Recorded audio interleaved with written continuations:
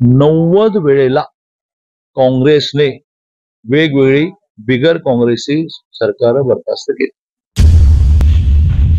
आता तुमचा दुसरा मुद्दा आहे की संभाजीराजेंनी, श्रीमंत छत्रपती संभाजीराजेंनी त्यांना 400 पार हवे आहेत. ह्याचं कारण हे घटना बदलणाऱ्याचं म्हटलं. घटना कधी बदलता येत नाही, घटनेमध्ये दुरुस्ती करता येत. पंडित जवाहरलाल नेहरूंपासून आतापर्यंत 106 वेळा घटना दुरुस्ती झाली. 106 वेळा. त्यातल्या मोदीजींच्या काळामध्ये आणि अटलजींच्या काळामध्ये मिळून 10. तर 96 वेळेला काँग्रेसच्या काळातच घटना दुरुस्ती झाली. आणि ती वेळोवेळी कसं मोदीजींनी घटना दुरुस्ती केली, महिलांना 33% आरक्षण नव्हतं. दुरुस्ती म्हणजे काय? नव्हतं ते आणलं. 33% आरक्षण महिलांना नव्हतं ते आणलं. दॅट इज कॉल्ड दुरुस्ती. दॅट इज नॉट कॉल्ड बदल.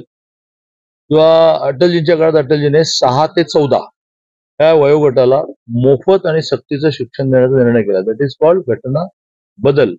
घटनेमध्ये घटना दुरुस्ती, घटना बदल नाही, घटना दुरुस्ती. तर ती आतापर्यंत 106 वेळा झाली.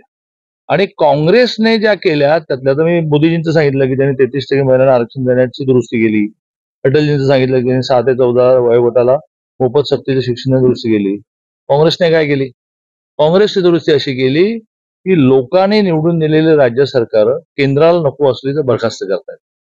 90 वेळेला काँग्रेसने वेगवेगळी बिगर काँग्रेसी सरकार बरखास्त केली. मोदीजींनी एकदाच केलं, ज्यावेळेला 370 कलम आणायचं होतं त्यावेळेला जम्मू काश्मीरमध्ये गडबड होऊ नये म्हणून जम्मू काश्मीरमध्ये राष्ट्रपती राजवट आणली. त्याला बरखास्त करणं म्हणतात की राष्ट्रपती राजवट. मग घटना दुरुस्ती बदल कोणीच करू शकत नाही.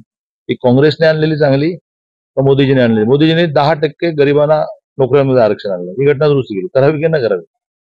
आणि त्यामुळे हा कांगावा चाललेला आहे. कारण शेवटी ज्या दुरुस्त्या करायच्या त्याला आता जी मेजॉरिटी ती आहेच ना.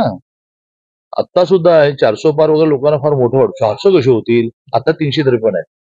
तर 47 हव्यात. आणि 144 जागा अशा आहे की जिथे केव्हा ना केव्हा तरी एनडीएचा खासदार होता, आज नाहीये. 2 वर्ष आधीपासून मेहनत चालली. त्याला 40 तरी मिळतील की नाही? चला आधीच्या थोड्या गेल्या, नवीन थोड्या आल्या.